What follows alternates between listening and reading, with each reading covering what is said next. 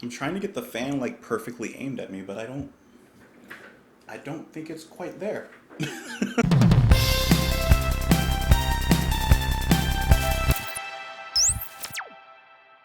What's up guys? Welcome back to the channel. My name is Justin, and today we are listening to Yes with Starship Trooper, of course off of the Yes album, which was released in 1971. There is a mint in my mouth, and I should have finished eating it before I started talking because I feel like I'm gonna choke on it. Every once in a while I'll get a comment that says like, why are you wearing your hat backwards? Or something like that. Two reasons. One, I just don't like my head without a hat, so I like to wear a hat. Two, I prefer how most of the hats look backwards rather than forwards. But for just those one or two people. And there you go, okay? You can join me on Twitter, you can join me in the comments down below. I hope that you and your families are having a wonderful day. Right now it's Sunday for me, but if it's not the weekend for you, I hope you're having a wonderful day. And if it's almost the weekend, which I would imagine this video would probably come out on, I hope that you have a wonderful weekend. Let's do it. This is Starship Trooper by Yes. This is so weird wearing my hat like that.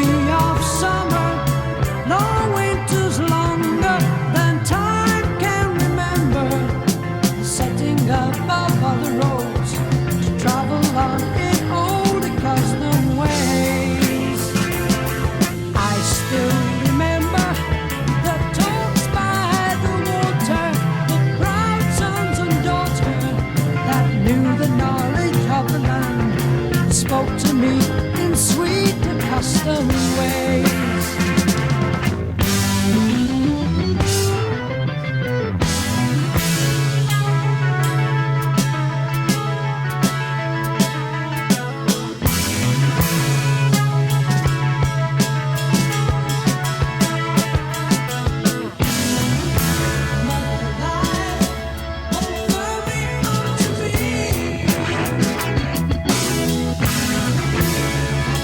Knowledge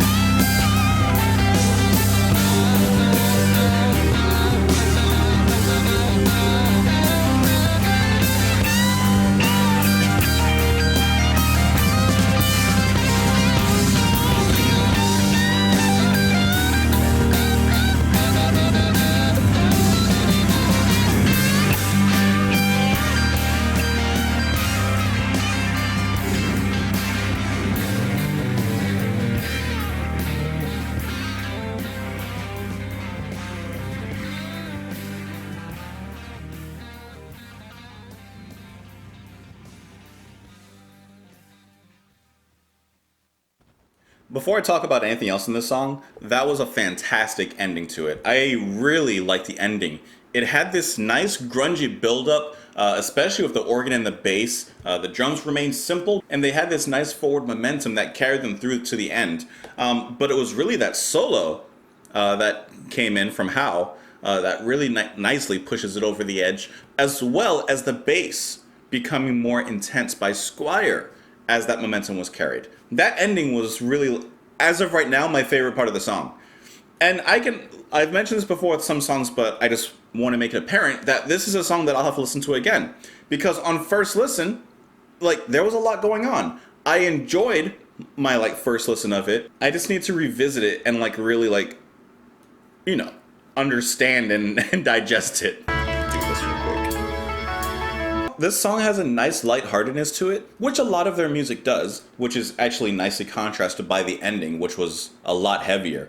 But I feel like this song would sound great covered by Rush. I'm not saying that Yes did a bad job, I'm just saying it would be cool to see Rush cover this song, because this sounds like a song that kind of, to me, sounds reminiscent of their sound as well.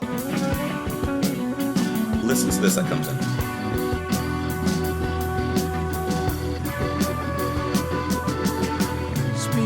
What a beautiful entrance on the song. I actually feel most captivated probably by John and Squire on this song. I just find some of the bass work really delightful and really, like, tasteful the whole way.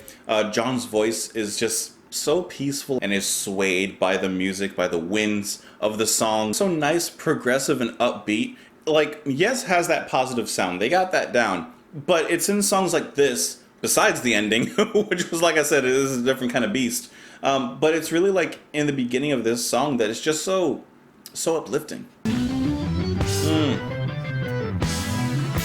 What awesome instrumental harmony between the bass rising as the organ rises again. Like, this song is filled with really nice moments. It's just so many of those moments I need to re-listen to it to capture it. And John's voice nicely sneaks into that moment. I like that, because the song, that moment was nice between the drumming and the bass. Like I said, like, Bruford and Squire are really captivating me as well. But I like the way that, like, John just inserts himself in there. He just adds this nice, cheerful attitude. Throughout the song, and from the past song that we heard from them, Yours Is No Disgrace, Kay has a really nice position in the band, because he plays a lot of, like, the piano and the organ. It's not so upfront. It's not necessarily right in your face. He's there in the back providing atmosphere, accents, and details to the music, because the cup is full on this song. You got bass, drums, and guitar, and John, like, right there. But it's really Kay that, like, is doing a nice job of providing that nice characteristic sound that Yes has, taking those lifted moments and making them more uplifted, taking those details and sprinkling them in perfect places, and matching everybody, going off doing his own thing. He has a great sense of positioning in the song. And you guys have informed me that there were some, like, I guess, disagreements in the band at this time, because I guess Kay didn't want to play, like, on synthesizers and things like that, which we know is not a problem from Wakeman. But I do find it really nice what he does choose to play, because it really does match what they're doing here. Like that. I just like that a lot. Listen to this transition, though.